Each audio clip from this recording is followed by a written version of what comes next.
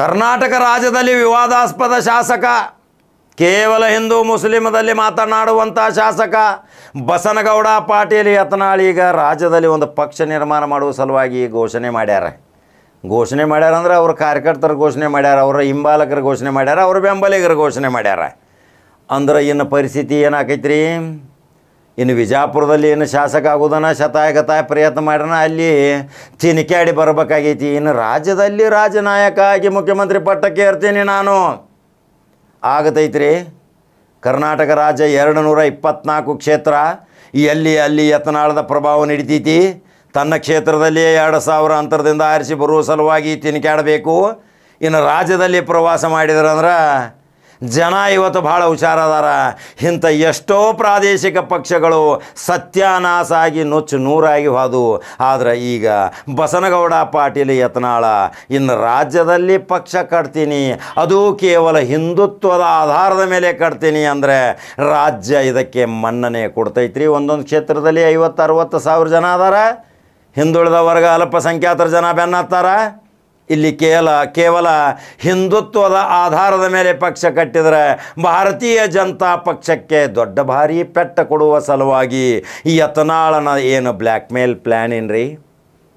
ಹಾಗಾದರೆ ವಿಜಯೇಂದ್ರನ ಹೆಂಗೆ ಕೌಂಟರ್ ಮಾಡಬೇಕನ್ನುವ ಅಸ್ತ್ರವನ್ನು ತಯಾರು ಮಾಡಿಕೊಂಡಂಥ ಬಸನಗೌಡ ಪಾಟೀಲ್ ಯತ್ನಾಳ್ ಈ ಕಾರ್ಯದಲ್ಲಿ ಸಕ್ಸಸ್ ಆಕಾರೋ, ಅವರ ಹಿಂಬಾಲಕರು ಮತ್ತು ಬೆಂಬಲಿಗರು ಏನು ಹೇಳ್ತಾರೋ, ಯಾವ ಕೂಗನ್ನು ಕೂಗುತ್ತಾರೋ, ಇನ್ನು ವಿಜಯೇಂದ್ರಗೆ ಹೆಂಗೆ ಕೌಂಟರ್ ಮಾಡ್ತಾರೋ, ಇನ್ನು ಯಡಿಯೂರಪ್ಪನ ಗ್ಯಾಂಗನ ಹೆಂಗೆ ಮುರಿತಾರೋ, ಇನ್ನು ರಾಜ್ಯ ನೋಡಾಕತೈತಿ ಬಸನಗೌಡ ಪಾಟೀಲ್ ಯತ್ನಾಳ್. ಕೇವಲ ಹಿಂದೂ ಮುಸ್ಲಿಂ ಬಿಟ್ಟರೆ ಬೇರೆ ಅಜೆಂಡಾ ಇಲ್ಲ, ಅಭಿವೃದ್ಧಿ ಬಗ್ಗೆ ಮಾತಂತೂ ಇಲ್ಲ. ರಾಜ್ಯನಾಡ ಹೆಂಗೆ ಕಟ್ಟಬೇಕು, ರಾಜ್ಯದಲ್ಲಿ ನಾವು ಏನು ಅಭಿವೃದ್ಧಿ ಸಾಧನೆ ಮಾಡಬೇಕು ಅನ್ನುವ ಒಂದು ಭಾಷಣ ಬರುವುದಿಲ್ಲ.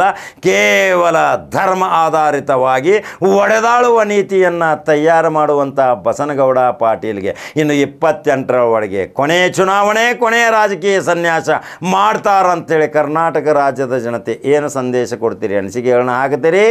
ಹಾಗಾದರೆ ಯೂಟ್ಯೂಬ್ದಾಗ ಬಟನ್ ಹೊಡ್ರಿ, ಬಸನಗೌಡ ಪಾಟೀಲ್ ಯತ್ನಾಳದ ಪಕ್ಷಕ್ಕೆ ನಾವು ಬೆಂಬಲ ಕೊಡ್ತೇವೋ, ಕ್ವಾಟ್ರ ಏನಾಕೈತಿ ಪರಿಸ್ಥಿತಿ ಅದನ್ನು ಸಹಿತ ನಿಮ್ಮ ಅನಿಸಿಕೆಗಳನ್ನ ಹಾಕಿರಿ. ಫೇಸ್ಬುಕ್ ಫಾಲೋ ಮಾಡಿರಿ. ಮತ್ತೊಂದು ಸುದ್ದಿ ಹೋಗಿ ಬರ್ತೀನಿ. ನಮಸ್ಕಾರ. ನಾನು ಗುರುರಾಜ್, ವಿಜಯಪುರ ಜಿಲ್ಲಾ ನ್ಯೂಸ್ 18 ವರದಿಗಾರ. ವಿಜಯಪುರ ನಗರ ಕ್ಷೇತ್ರದ ಶಾಸಕ ಬಸನಗೌಡ ಪಾಟೀಲ್ ಯತ್ನಾಳ್ ಅವರು ಭಾರತೀಯ ಜನತಾ ಪಕ್ಷದಿಂದ ಉಚ್ಚಾಟನೆಯಾದ ಬಳಿಕ ಅವರ ಕಾರ್ಯಕರ್ತರಲ್ಲಿ ಮತ್ತು ಅಭಿಮಾನಿಗಳಲ್ಲಿ ಒಂದು ರೀತಿಯ ಗೊಂದಲ ಇರುವಂಥದ್ದು. ಯತ್ನಾಳ್ ಅವರು ಮರಳಿ ಬಿಜೆಪಿಗೆ ಬರ್ತಾರೋ ಅಥವಾ ಹೊಸ ಪಕ್ಷ ಸ್ಥಾಪನೆಯನ್ನು ಮಾಡ್ತಾರ ಅಂತೇಳಿ. ಕಳೆದ ಕೆಲ ದಿನಗಳಿಂದಷ್ಟೇ ವಿಜಯೇಂದ್ರ ಅವರನ್ನ ಮತ್ತೆ ಏನಾದರೂ ರಾಜ್ಯಾಧ್ಯಕ್ಷನಾಗಿ ಮಾಡಿದರೆ ನಾನು ಹೊಸ ಪಕ್ಷವನ್ನು ಸ್ಥಾಪನೆ ಮಾಡ್ತೀನಿ ಅಂತೇಳಿ ಯತ್ನಾಳ್ ಅವರು ಘೋಷಣೆ ಮಾಡಿದರು. ಅದಾದ ಬಳಿಕ ಅವರು ಪಕ್ಷ ಘೋಷಣೆ ಮಾಡೋದ್ರ ಬಗ್ಗೆ ಜಸ್ಟ್ ಒಂದು ಹೇಳಿಕೆನೇ ನೀಡಿದ್ರು ಅಷ್ಟೇ, ಆದರೆ ಯಾವುದೇ ರೀತಿ ಅಧಿಕೃತವಾಗಿ ಘೋಷಣೆ ಮಾಡಿಲ್ಲ.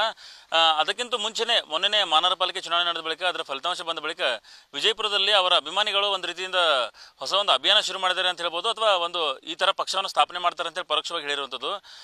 BRP ಅಂತ ಅನ್ನೋದು ಯತ್ನಾಳ್ ಅವರಿಗೆ ಕರೆಯುವಂಥದ್ದು, ಬಸನಗೌಡ ರಾಮನಗೌಡ ಪಾಟೀಲ್ ಯತ್ನಾಳ್ ಅಂತೇಳಿ. ಹಾಗಾಗಿ BRP ಅಂತ ಸಹಜವಾಗಿ ಕರೀತಾರೆ. ಅದನ್ನೇ ಇಟ್ಕೊಂಡು ಭಾರತ ರಾಷ್ಟ್ರಹಿತ ಪಕ್ಷ ಅಂತೇಳಿ, ಭಾರತ ರಾಷ್ಟ್ರಹಿತ ಪಕ್ಷ ಅಂತೇಳಿ ಅವರ ಅಭಿಮಾನಿಗಳು ಮತ್ತು ಅವ್ರಿಗೆ ಅವರ ಆಪ್ತ ವಲಯದಲ್ಲಿ ಗುರುತಿಸ್ಕೊಂಡಿರೋರು ಮತ್ತು ಅವರ ಸಿಬ್ಬಂದಿಗಳು ಅವರಲ್ಲಿ ಗುರುತಿಸ್ಕೊಂಡಿರುವಂಥವ್ರು ಸೋಷಿಯಲ್ ಮೀಡಿಯಾದಲ್ಲಿ ಇದೊಂದು ಪೋಸ್ಟನ್ನು ವೈರಲ್ ಮಾಡ್ತಾ ಇದ್ದಾರೆ. BRP ಅಂತೇಳಿ ಗೋಮಾತೆ ಇರುವಂತಹ ಚಿತ್ರವನ್ನು ಇಟ್ಕೊಂಡು ಪಕ್ಕದಲ್ಲಿ ಯತ್ನಾಳ್ ಅವರ ಒಂದು ಭಾವಚಿತ್ರವನ್ನು ಇಟ್ಕೊಂಡು, ಅಂದರೆ ಮಹಾನಗರ ಪಾಲಿಕೆ ಚುನಾವಣೆ ಗೆಲುವು ಇದ್ದಂತಹ ಭಾವಚಿತ್ರವನ್ನು ಇಟ್ಕೊಂಡು BRP ಅಂತೇಳಿ ಹಾಕೊಂಡು ಎಲ್ಲ ಕಡೆ ವೈರಲ್ ಅನ್ನು ಮಾಡ್ತಾ ಇದ್ದಾರೆ. ಸೋಷಿಯಲ್ ಮೀಡಿಯಾದಲ್ಲಿ ಸದ್ಯ ವಿಜಯಪುರದಲ್ಲಿ ಇದು ವೈರಲ್ ಆಗಿರುವಂತಹ ವಿಚಾರ. ಆದರೆ ಇದು ಯಾವುದೂ ಅಧಿಕೃತವಲ್ಲ. ಅಂದರೆ ಯತ್ನಾಳ್ ಅವರ ಕಚೇರಿಯಿಂದ ಆಗಿರ್ಬೋದು ಅಥವಾ ಯತ್ನಾಳ್ ಅವರು ಖುದ್ದು ಇದು ನಮ್ಮದೇ ಪಕ್ಷ ಆಗುತ್ತೆ, ನಾನೇ ಸ್ಥಾಪನೆ ಮಾಡಿದ್ದೀನಿ ಅಂತ ಎಲ್ಲೂ ಹೇಳ್ಕೊಂಡಿಲ್ಲ. ಜೊತೆಗೆ ಅವರ ಆಪ್ತರು ಅಥವಾ ಅವ್ರಿಗೇನು ಅವ್ರ ಜೊತೆ ಅತ್ಯಂತ ಹತ್ತಿರದಲ್ಲಿರುವಂಥವ್ರು ಯಾರೂ ಅಧಿಕೃತವಾಗಿ ಹೇಳಿಲ್ಲ. ಆದರೆ ಬೆಂಬಲಿಗರು ಈ ರೀತಿ ಒಂದು ಆಗ್ತಾ ಇರೋದ್ರಿಂದ ಈ ಥರದ ಪಕ್ಷವನ್ನು ಯತ್ನಾಳ್ ಅವರು ಸ್ಥಾಪನೆ ಮಾಡ್ತಾರಾ ಅಂತೇಳಿ ಒಂದು ಪ್ರಶ್ನೆ ವಿಜಯಪುರ ಜನರಲ್ಲಿ ಕಾಡ್ತಾ ಇರುವಂಥದ್ದು. ಯತ್ನಾಳ್ ಅವರು ಹೇಳಿದ್ದಾರೆ ವಿಜೇಂದ್ರ ಅವರನ್ನ ಒಂದು ವೇಳೆ ರಾಜ್ಯಾಧ್ಯಕ್ಷನಾಗಿ ಮಾಡಿದರೆ ಅಂತ ಹೇಳಿದ್ದಾರೆ. ಜೊತೆಗೆ ಅದಕ್ಕಿಂತ ಮುಂಚೆನೂ ವಿಜಯದಶಮಿ ಸಲುವಾಗಿ ನಾನು ಕಾಯ್ತಾ ಇದ್ದೀನಿ ಅಂತ ಹೇಳಿ ಸಹಿತ ಒಂದು ಹೇಳಿಕೆಯನ್ನು ನೀಡಿದರು. ಹಾಗಾಗಿ ಯತ್ನಾಳ್ ಅವರು ಹೊಸ ಪಕ್ಷವನ್ನು ಸ್ಥಾಪನೆ ಮಾಡ್ತಾರಾ ಅನ್ನೋ ಒಂದು ಪ್ರಶ್ನೆಗೆ ಉತ್ತರ ಸಿಗಬೇಕಾದ್ರೆ ಇನ್ನೂ ಬಹಳಷ್ಟು ದಿನ ಇರುವಂಥದ್ದು. ಆದರೆ ಸದ್ಯದ ಮಟ್ಟಿಗೆ ವಿಜಯಪುರದಲ್ಲಿ ಈ ವಿಚಾರ ವೈರಲ್ ಆಗಿರೋದು ಬಹಳಷ್ಟು ಜನರಿಗೆ ಕುತೂಹಲ ಇರುವಂಥದ್ದು. ಅಂದರೆ ಯತ್ನಾಳ್ ಅವರು ಒಂದು ವೇಳೆ ಪಕ್ಷ ಸ್ಥಾಪನೆ ಮಾಡಿದರೆ ಇದೇ ಹೆಸರಲ್ಲಿ ಸ್ಥಾಪನೆ ಮಾಡ್ತಾರಾ ಅಥವಾ ಬೇರೆ ಹೆಸರಲ್ಲಿ ಸ್ಥಾಪನೆ ಮಾಡ್ತಾರಾ ಅಥವಾ ಹಿಂದುತ್ವದ ಆಧಾರ ಇಟ್ಕೊಂಡು ಮಾಡ್ತಾರಾ ಅನ್ನೋದು ಒಂದು ವಿಚಾರ ಇರುವಂಥದ್ದು. ಹಾಗಾಗಿನೇ ಈಗ ಅವರ ಬೆಂಬಲಿಗರು ಏನು ಸೋಷಿಯಲ್ ಮೀಡಿಯಾದಲ್ಲಿ ವೈರಲ್ ಮಾಡ್ತಾ ಇದ್ದಾರೆ, ಇದ್ರ ಬಗ್ಗೆ ಯತ್ನಾಳ್ ಅವರನ್ನು ಸ್ಪಷ್ಟನೆ ಕೊಡಬೇಕಾಗಿತ್ತು, ಆದರೆ ಕೊಟ್ಟಿಲ್ಲ. ಆದರೆ ಅವ್ರ ಆಪ್ತರನ್ನ ನಾವಾಗಿ ಕೇಳಿದ ಬಳಿಕ ಅವರು ಹೇಳ್ತಾ ಇರುವಂಥದ್ದು ಯಾವುದು ಅಧಿಕೃತ ಅಲ್ಲ ಅಂತ ಹೇಳಿ.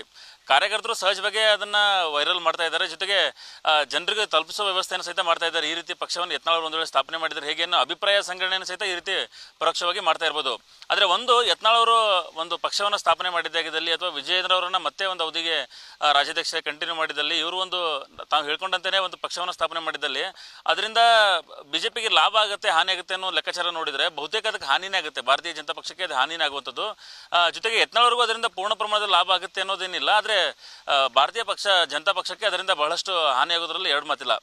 ಅದರಲ್ಲೂ ವಿಶೇಷವಾಗಿ ಎಲ್ಲೂ ಪಂಚಮಸಾಲಿ ಬೆಲ್ಟ್ ಇದೆ ಅಲ್ಲಿ ಅದರ ಸಮಸ್ಯೆ ಬಹುತೇಕ ಬಿಜೆಪಿಗೆ ಆಗುವಂಥದ್ದು. ಆದರೆ ಯಾವಾಗ ಈ ಸಮಸ್ಯೆ ಆಗುತ್ತೆ ಅಂತಂದರೆ, ಯತ್ನಾಳ್ ಅವರಿಗೆ ಈಗೇನು ಪಂಚಮಸಾಲಿ ಸಮಾಜದ ಹೋರಾಟದಲ್ಲಿ ಇರ್ಬೋದು ಮತ್ತು ಹಿಂದುತ್ವದ ವಿಚಾರದಲ್ಲಿ ಏನು ಹೋಲ್ಡ್ ಇದೆ ಮತ್ತು ಕಾರ್ಯಕರ್ತರ ಬೆಂಬಲ ಇದೆ, ಅದು ಮುಂದಿನ ಚುನಾವಣೆಯವರೆಗೂ ಕಂಟಿನ್ಯೂ ಆಗಬೇಕು. ಆವಾಗ ಮಾತ್ರ ಅದರ ಎಫೆಕ್ಟು ಇರುವಂಥದ್ದು. ಹಾಗಾಗಿನೇ ಒಂದು ವೇಳೆ ಯತ್ನಾಳ್ ಅವರು ಬೇರೆ ಪಕ್ಷವನ್ನು ಸ್ಥಾಪನೆ ಮಾಡಿದ್ರು ಸಹಿತ ಈಗನೇ ಅವ್ರಿಗೇನು ಜನ ಬೆಂಬಲ ಈಗ ಸದ್ಯಕ್ಕೆ ಇದೆ ಮತ್ತು ಪಂಚಮಸಾಲಿ ಸಮುದಾಯದಲ್ಲಿ ಅವರನ್ನೇನು ಹೋರಾಟದಲ್ಲಿ ಅವರನ್ನು ಬೆಂಬಲಿಸ್ತಾರೆ, ಆ ಹೋರಾಟ ಅದೇ ರೀತಿ ಕಂಟಿನ್ಯೂ ಆಗಿದ್ರೆ ಮಾತ್ರ ಒಂದು ವೇಳೆ ಯತ್ನಾಳ್ ಅವರು ಬಿಜೆಪಿ ಪಕ್ಷ ಸ್ಥಾಪನೆ ಮಾಡಿದ್ರು ಅದು ಭಾರತೀಯ ಜನತಾ ಪಕ್ಷಕ್ಕೆ ಹೊಡೆತ ಕೊಡೋದ್ರಲ್ಲಿ ಎರಡನೇ ಮಾತಿಲ್ಲ. ಆದರೆ ಯತ್ನಾಳ್ ಅವರು ಪಕ್ಷ ಸ್ಥಾಪನೆ ಮಾಡ್ತಾರೋ ಇಲ್ಲೋ ಅನ್ನೋದ್ರ ಬಗ್ಗೆ ಇನ್ನೂ ವಿಜಯದಶಮಿವರೆಗೂ ಕಾಯಬೇಕಾಗಿರುವಂಥದ್ದು.